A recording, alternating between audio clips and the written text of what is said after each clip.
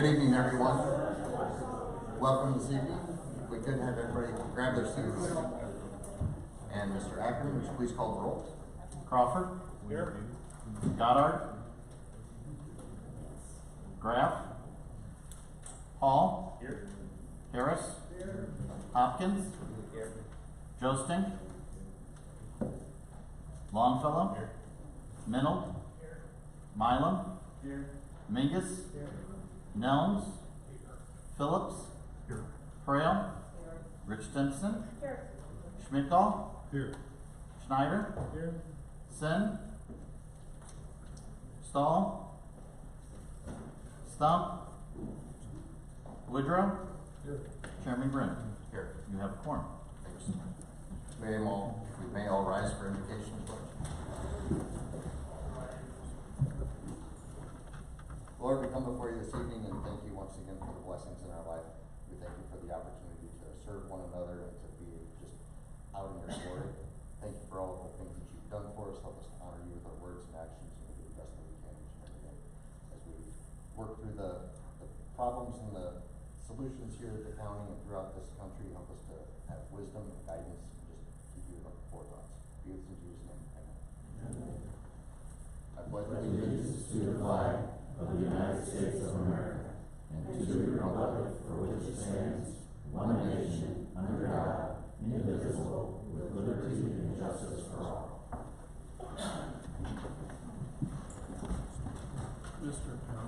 Thank you all so much.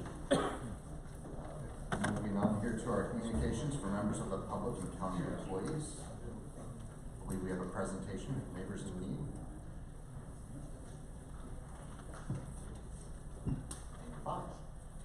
That's right.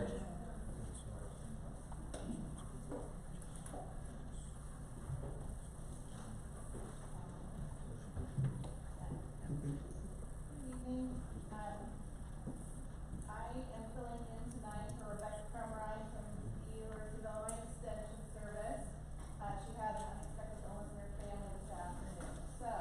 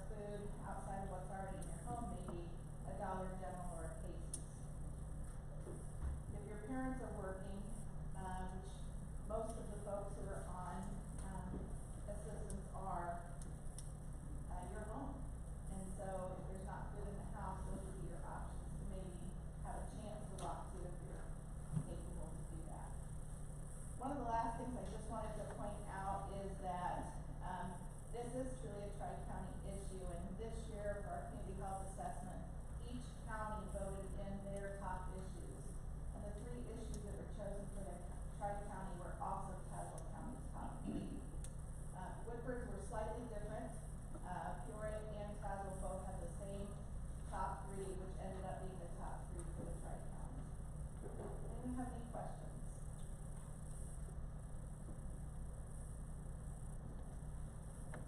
Thank you, Amy, for standing in. And I was able to be a part of that other meeting, which was very informative, as was this. When we talk about the meal shortfall, are we typically considering that all 3 meals then for whatever days that we're counting? That's gonna be the cost per meal for a day for a person. So very, very low cost.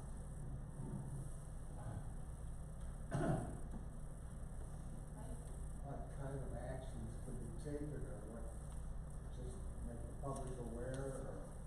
I'm really glad you asked that, because today, this afternoon, I was in a meeting. We not only do the community health needs assessment, that's like chapter A. Chapter B is the community health improvement plan. So now that we have all the statistics and we've called the question on our community health priorities, and the same, thing is gonna happen around improvement plans. So today, I actually was sitting in on the food insecurity work team, and the first thing we did wasn't jump to a conclusion, like let's just have open another pantry or, something like that. We're really gonna take a look at why are we food insecure, what are those issues, and what are the things that we should go a little deeper down underneath the waterline to do to help with building a more nutrition secure child and hopefully all their way through adulthood. If anybody's interested in that, you can hit me off. I know what you need sometimes and just, or updates if you'd like.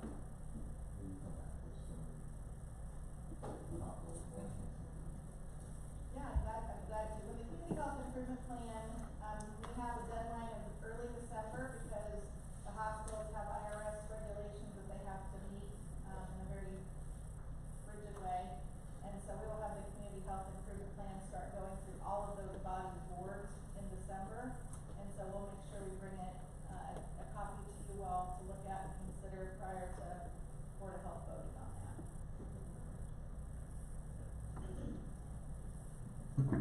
What, like an age group, or are these young people, older people, homeless people, So specifically, the priority area for food insecurity is looking at, youth and children, so 0 to 18 specifically. The other 2 issue areas are looking at different groups based on where the need and gap, occurred. So for,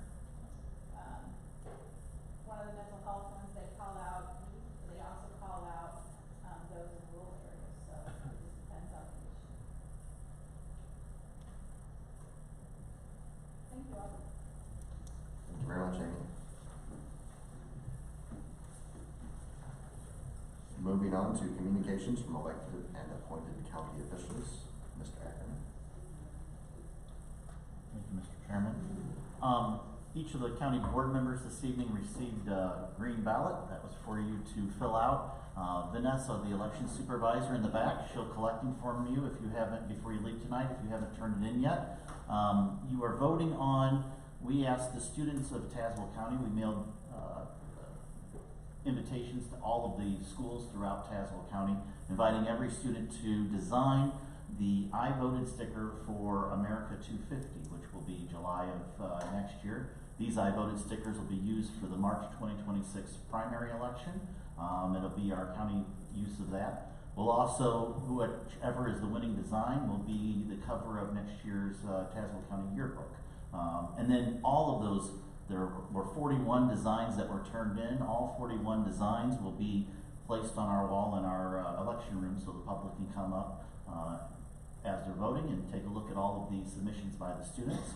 Some wrote little messages of why they designed it the way they did, others just submitted it, something we thought We didn't anticipate, we thought everybody would color it in. You'll see some of them are black and white. So be it, that's what they decided to turn in, so, something we hadn't considered, but whichever design you guys vote on will be the, design we use for, like I said, our I voted sticker in honor of America 250 for the March 2026 primary. So, take a look if you could before you leave this evening, cast your vote, and then Vanessa, wave. Our election supervisor will collect them and we'll tally it up tomorrow. Thank you. Thank you very much.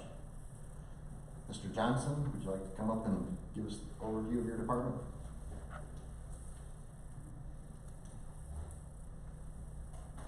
Good evening, everybody. State's attorney is designated as the chief legal officer for the county, whichever county we're in.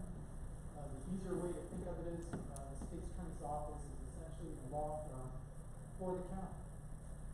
We have 15 assistants, 8 administrative assistants, all dedicated, hardworking, motivated men and women, which I very much appreciate. Most people know the state's attorney's office, obviously, for criminal prosecutions. We do all the criminal prosecutions for the state of Illinois here in Tazewell County. We have felony, misdemeanor, traffic, juvenile, which is split into abuse and neglect of children, and then delinquencies. Juveniles who commit criminal offenses are divided into those two areas.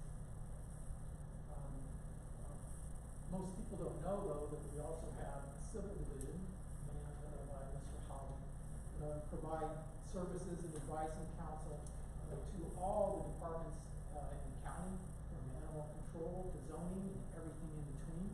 Also elected officials, including the law, provide services to them as well. We also, as part of that civil division, do expungements, appeals that we can handle, any other post-conviction matters that come up, which there are a lot. And I appreciate Mike's hard work on all of those. Believe me, no one else wants to do it. It's a thankless job, and he does a great job at that.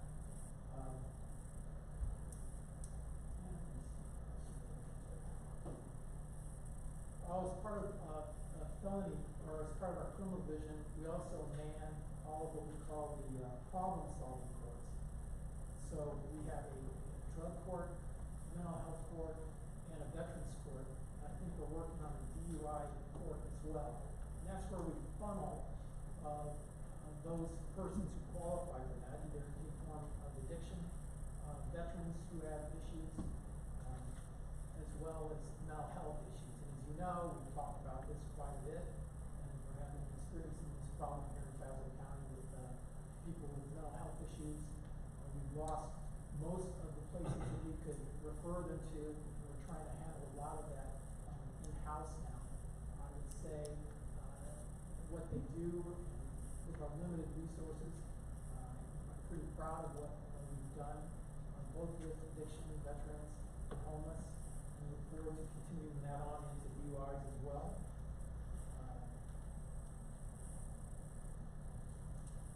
That's the basic overlay of what we do. Obviously, there's a lot more to that.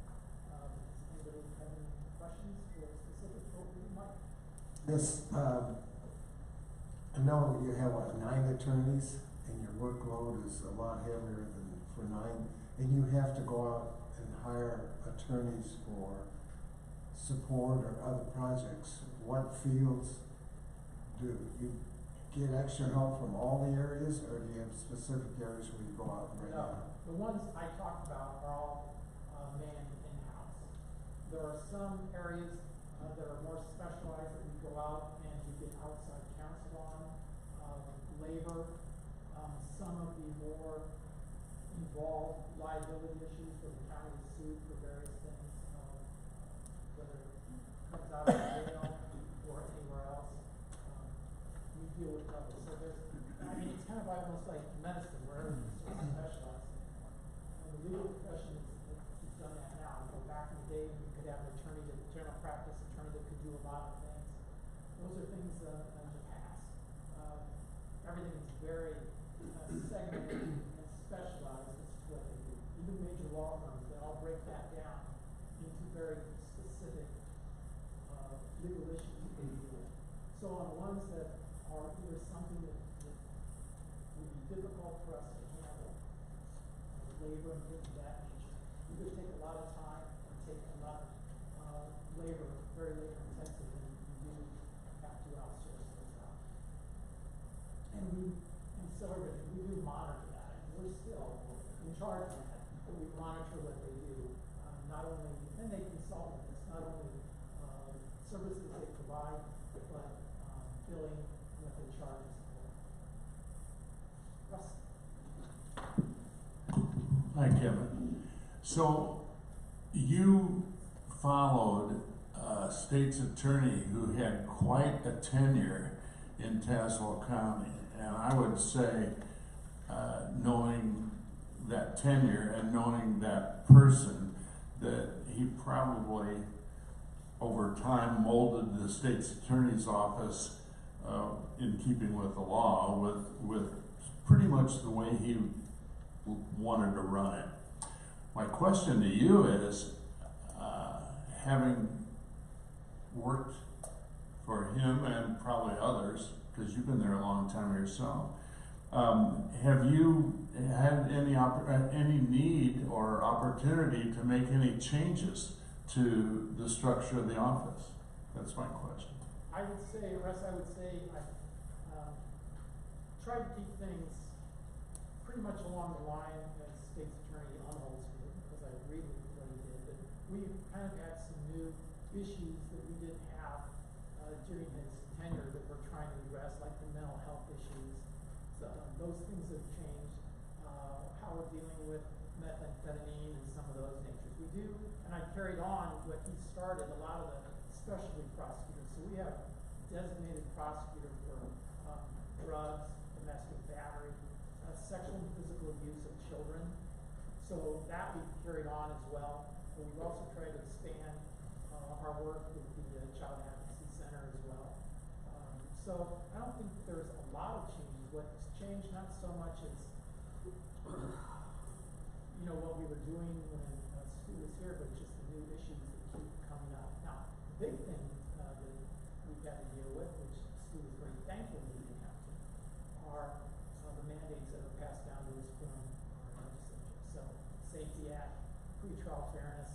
I think he thanks his lucky stars that he didn't have to deal with that. And that's probably, I guess to answer your question, that's probably been the biggest challenge since I've been there, that we didn't have to deal with either under Eric, I worked for Eric Block, and also for Stu. That's been challenging. Thank you. Thank you. Discussed recruiting before, recruiting of staff, and I was trying to remember what you've included in your budget for this year. I know it's always a difficult challenge to get people to come, not necessarily come to Pekin, but maybe they'd rather stay in the bigger communities. How are you faring on that order? Nancy, thanks for asking. I actually have some good news. Oh, good. What we do try to do when we recruit, we do try to find people who have ties. Either they grew up here, their parents live here, they have some family, perhaps they have a spouse who grew up here. Because those are the people who we found have much better luck getting them in and getting them to come to work. If you get a young person, say, from another state or a bigger city, it's a challenge for them to come here and live life outside our office. They're fine in our office, but to try to find real friendships or whatever in our community is really easy. But we recently have two people, and I think I've got my book with them. In fact, we interviewed one today, and he is from here, and he will be graduating in December, taking his bar in February. So I think we reached an agreement for him to come back, and he's thrilled to be here. He wanted to come back here. He went to law school out in Washington State, and on the West Coast, and he's pretty happy to come back to our community. And then we have another young woman who grew up here in the area and has moved back here, and she will be a May 26th graduate. So we're hoping that we can convince it's her to come back as well, because we find those people we have the most luck of having a longer tenure with us. And so we look for consistency over time, and we try to hire people who are career prosecutors in Tazewell County. And those people, we have a lot more luck with. They stick around. It is. Yeah.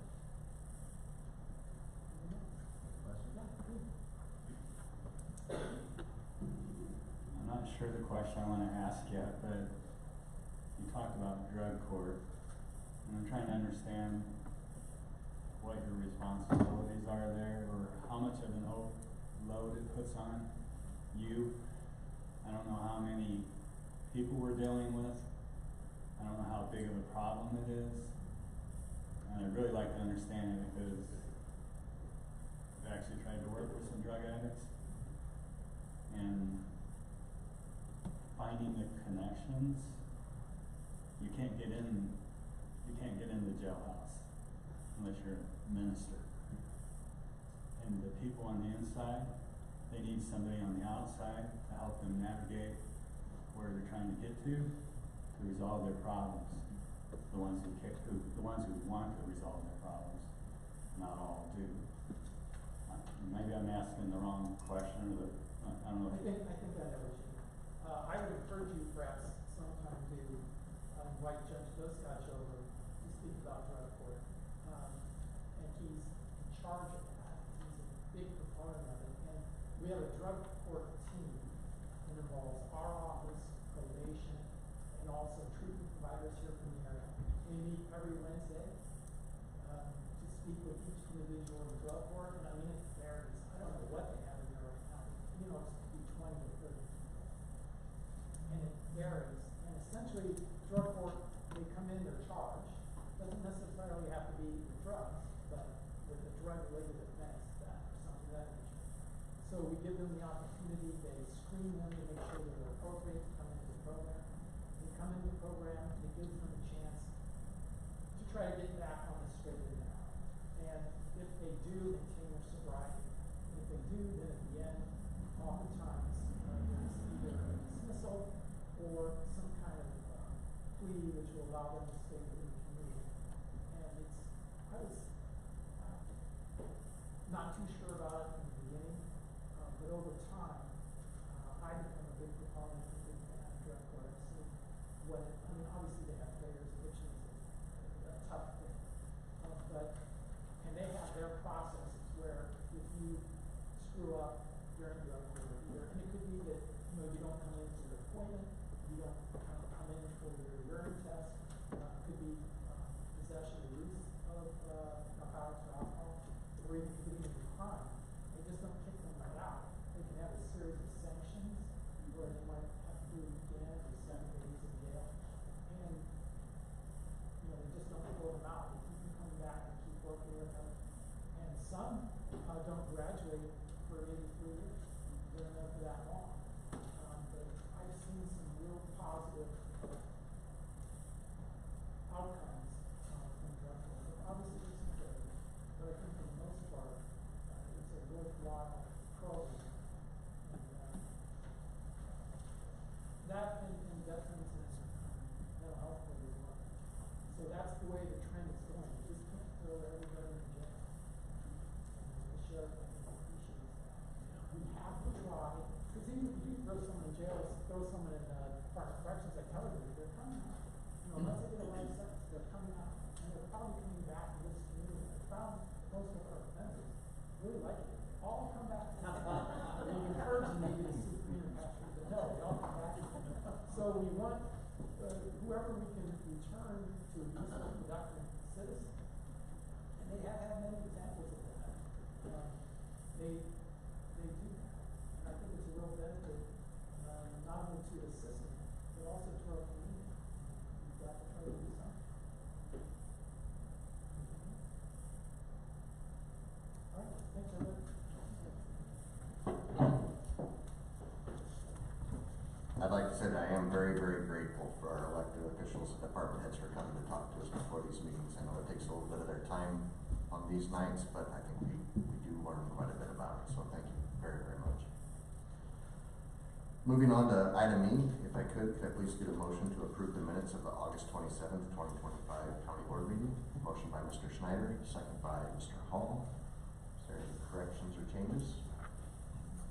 All those in favor signify by aye. Aye. Opposed? Moving on, we have an in-place property meeting. Mr. Schneider? Thank you. Sandy, could you call the roll, please? Chairman Schneider? Here. Vice Chair Stahl? Mingus? Here. Trail? Here. Harris? Here. Schmidtloff? Here. Hopkins? Here. Joseph?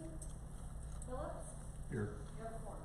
Thank you, Sandy. Can I get a motion, please, for P-25-17 and recommend to approve the change order for the McKinsey Building exterior stone replacement and repair project? Motion by Mr. Mingus, second by Mr. Hopkins. Mike or Mindy, you want to give an update on this here? Yeah, I can do this. So when we started this project, it was a process that took a while to even get started on everything. So, we had a lot of stones that had to be replaced, and we had a number of them that we did half the stone. And when we got into this, we realized that the half stone look was completely different. So we done some maneuvering with the stones so that, we could get full stone to this and add some to it. It did increase our cost was, I don't know the exact total, it was 21 something maybe. And that, we're getting approximately 16 stones out of this thing. There's some stuff that was not included in the original bid that we feel that, although there was some minor deterioration now since the time the line is, it's been a while. We're seeing more deterioration as they start to work on the stone. So this is gonna improve a little bit more. We just got a lot of that stone along the bottom, we get a lot of salt into it. So this is gonna be, a good improvement for us. Mindy, do you need to add anything to that, or? No. Anybody have any questions for Mr. Shelley Hopkins? I don't think I'd asked this question before, but is there a way that we seal this that does help with the salt and extending? That is part of the process here. They will be putting some new stone in and we'll seal it. And we just need to put down some anti-tight that will continue. I don't think it's ever been sealed as far as I can tell. So we're hoping that, try to make this out in the future to help us out.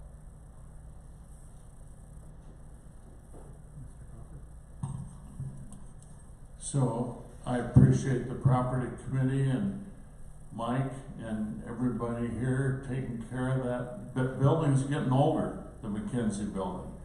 And some of you don't know that that's named after my uncle, Clem McKinsey, who was county board chairman. So keep fixing that place. Thanks. Thank you, Russ. Anyone else? All those in favor signify by saying aye. Aye. Those opposed? Motion passes and we are in recess. Thank you. Thank you very much. Moving on to our in-place executive committee. Sandy, would you please call the roll? Chairman Grimm? Here. Vice Chair Harris? Here. Crawford? Here. Hall? Here. Joseph? Mennel? Here. Mingus? Here. Trail? Here. Sin? Schneider? Here. Stahl? You have a form. Thank you very much. May I get a motion to get E-2598 on the floor? Motion by Mr. Hall, second by Mr. Crawford. Thank you. This is recommended to approve the appointment of Glenn Collette to the Zoning Board of Appeals. We had a vacancy and we're fortunate enough to have him on here. Is there any questions or discussion? Mr. Crawford? I just want to say briefly that I've been watching this ZBA since 1978, and this current group is one of the best zoning board of appeals that we've ever had, and they've had certain unique challenges because of the state of Illinois that they've had to work through, and I think that Glenn will add to their wonderful work. Thanks. Much anymore? All right, all those in favor signify by aye. Aye. Opposed? Thank you very much, and we are in recess on that. Moving on to our consent agenda, looks like we will have number 7 and number 22 automatically pulled. Is there anything else? Mr. Harris, Mr. Number 3. Any others? Number 5.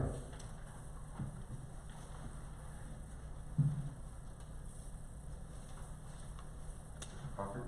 If there are no other, I'd make a motion to approve the consent agenda. Very much. Second by Mr. Hopkins. All those in favor signify by aye. Aye. Opposed? Thank you so much. Moving down to item number 3.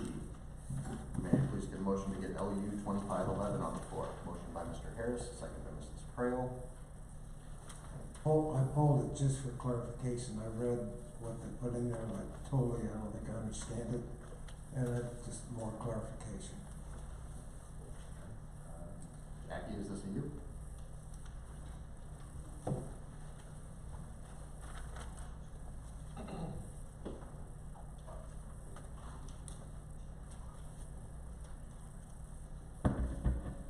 There we go. I noticed it went up, it was not. No. So this is just, some updates to storage and recreational buildings. A few months ago, we updated in the agricultural districts to allow recreational buildings without a principal. But then when we went to, actually amend the code, there were some inconsistencies in the residential districts. So this is just clearing up, what we made a little bit more confusing. Tighten up the restrictions and just cleared them up. Are you, like, you didn't restrict it more? No, it was just updating the language so it all tied together. Mr. Crawford? I also want to add that this passed unanimously from the Zoning Board of Appeals and also your Land Use Committee. Any other questions? Thank you. All those in favor signify by aye. Aye. Opposed? Thank you very much. Moving on to P 2515. I get a motion to get this on the floor, please, by Mr. Nellens, second by Mr. Schneider. Thank you very much. Mr. Longfellow? Yeah, I wanted to talk about this a little bit. I saw this on our agenda as the resolution and everything, and I called Mindy about it and asked her a couple questions, and then I also called my colleague because of the answers that I heard. But this project has not been put out. Some of our projects, I guess, are put underneath the contractor, PJ Air, under the annex building. And that we've had a resolution on that, and then we also are doing other projects out of the CIP fund underneath that contract. And that's the way it's been explained to me by my colleague. This project here never went out for bids, and the winning bidder is a company that PJ Hair owns, which I asked about why it never went out for bids, and I got a couple of answers. I just think we have a procurement process in place. The county board's done a good job getting the procurement processes. I thought we were supposed to put most projects out for bid, but my colleague says now we don't on this project because it falls underneath the other contract. So I'm gonna vote no for this one and any other ones that I know that aren't going out for bids. So I just wanted to say that. Mr. Schoening, would you like to talk at all just about what you've gone through to try to get this accomplished? So over the years, we've actually tried to get people to come in and clean up the building. We've had a number of people show up, want to do power washing. Never felt comfortable with that because we know just power washing is not really an option for that type of stone.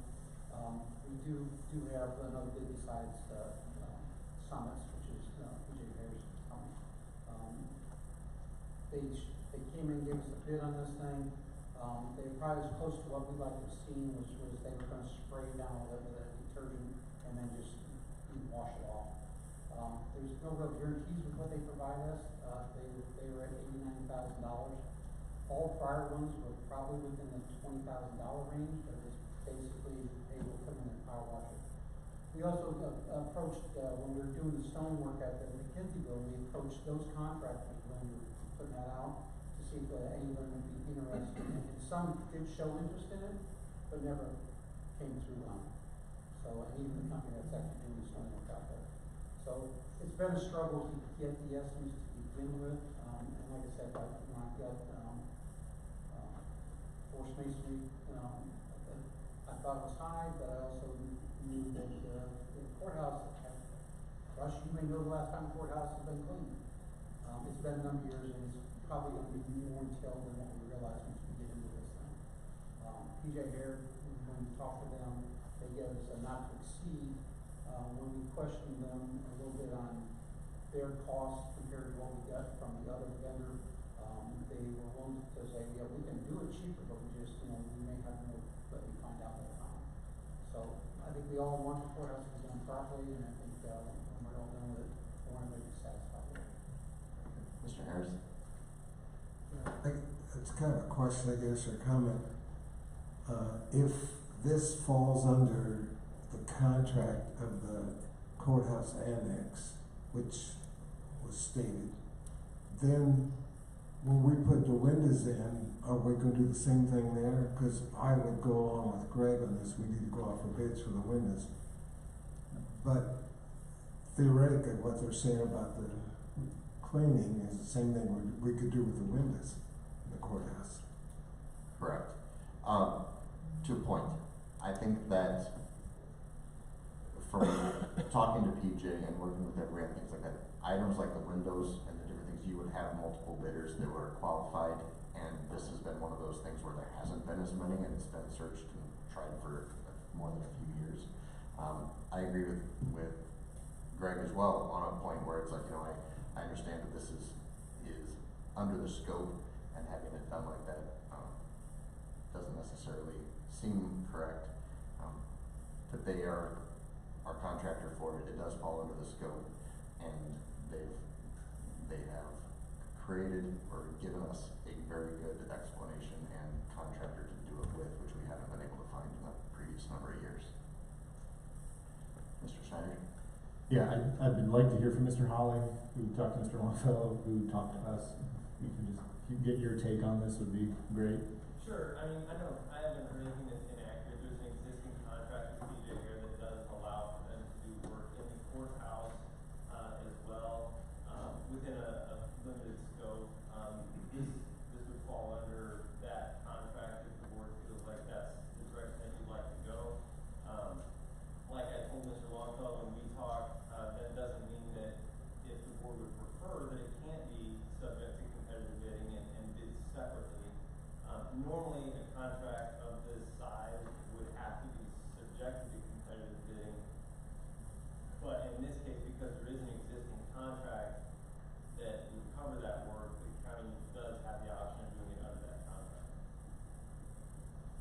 Can I ask a follow-up? Do you feel like this is best practice? Well, I mean, it's really at the board's discretion.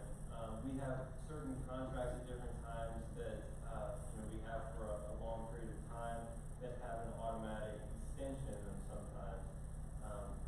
And then that extension has an automatic extension. And at some point it becomes appropriate for the board, again, in your discretion, to look at maybe bidding that out or looking to see who else might be interested, because it's in the fiduciary interest of the county and its citizens to do that. So it's really a judgment call on the board's part about, what direction you want to take it, if it's appropriate to maybe look in another direction, or if you feel comfortable with the option that you have in hand. Thank you. Yes, I'm a little uncomfortable with this. I did talk to Mike. I understand how we got here, but we bid other things, and we only have one bidder, and we're making an assumption, I think. If we haven't gone out for bids, we're making an assumption that nobody else either wants to or is capable of it. So I understand that it's probably, we're okay legally and everything, but the law says that anything over $30,000, should be bid, so I'm a bit uncomfortable with it myself. To that point, I guess I would ask everybody to look at item 8, which you just approved, which does the exact same thing for Clifton Larson. Mr. Crawford? You are right, Mr. Chairman. but I used to be responsible for the bidding process in Tazewell County, and I can tell you that when we created it, we were pretty by the book, and it has served us well and limited liability. And Mike is exactly right, but I think Mike would be the first to tell you what we're doing could be a slippery slope. And we could look at number of things that would ensue that then we would ignore bids where ordinarily we would have bid. And so I really thank Greg, but especially the former chairman of property, for bringing this to our attention. I didn't really do a deep dive on it and wasn't aware of it. I'm not going to vote no, but I can tell you the next time we get one like this, I will vote no, because I want us to remedy this. And I'd ask between the chairman and the administrator or acting administrator to look at ways that we can continue with progress, because we've started a lot of progress here in Tazewell County on all this building stuff and maintenance, but not to throw away the baby with the bathwater on what's protected us for a long time, which is all the legal and bidding requirements. Thank you. Well, I agree with what's been said so far, but there's one point that I'd like to make, and that's, so I think we have to trust Mike Shoney here as an employee who's working for us in finding the best option. And when he says there doesn't seem to be anybody that wants to do the work, or that he's researched it enough to find that to be true, I would certainly believe that maybe we're going the right path. I still agree that we do need to go out for bids. I mentioned going out for bids for an audit, and we said, oh, well, there's nobody else out there, so we're not gonna go out. I mean, I think that's wrong to think that way, but it's probably still the truth. We'd be wasting a lot of time, the way it appears, by stumbling over this now, but still, we need to follow the rules. So I would vote yes, because I think our, Mr. Shoney knows what he's talking about. Thank you. Mr. Johnson? I just want to make it clear to the board, this is an unusual circumstance that we happen to have an existing contract with PJ there on the courthouse, right? Which this could potentially fit under limestone. Under ordinary circumstances, we wouldn't have this contract, and we would have to go out for bid, right? I want everybody to understand this is very unusual. This is not how it would always go. As Mike said, it just gives you a policy, a decision to make. You know, do you want to keep staying with your bidding process, or because it's an unusual circumstance, and it's probably covered under the contract, you just want to go under the contract. But I just want everybody to know this isn't a normal circumstance. Normally, it's over $30 every day. That's just how it's got to go. So I just want to make sure everybody's clear on it. And I don't believe anything would prohibit PJ Air from participating in that bidding process either, right? I mean, they're not going to be excluded. They could put in their bid as well. They could very well be the best person for the job. Again, that would be up to all of them. I just wanted to make sure everybody knows that distinction. Mr. Mallon? I don't know if this is a good question, but we can't put it out for bid at this point, can we? Because I already know what we're willing to pay. Is that right? Well, I don't think it's necessarily even that. We haven't been able to find people that would bid it in the past. No, It's but- under the contract. But I so think, it's- are we talking about putting it back out for bid, voting on whether we're gonna bid or not? No, Out for bid, I mean? No, I believe if it would not pass this evening, then they would probably have to either have PJ come back and talk to everybody about what it is, or put it out for bid, and you would have a number of months, which would then go into winter and spring and not have it done. I think for the last number of years, as this has been debated on and searched and tried to come to a solution, we now have the solution. So it's, everything is Right. within scope, everything is under contract, I think I everything heard- is legal, everything is thing, so it's just time to vote on it and get Okay, it's just that I see the number here and I think the number shouldn't be given out necessarily. Call for the question. No. Yeah, fine. Sorry, Greg. All right. If I could please, voting for the cleaning and sealing of the courthouse exterior. All those in favor signify by aye. Aye. Opposed? Thank you very much. Mr. Longfellow was opposed. And, all right, moving on to number 7. May I get a motion to get this on the floor, please? Motion by Mr. and Mrs. Hall and Mrs. Stimson.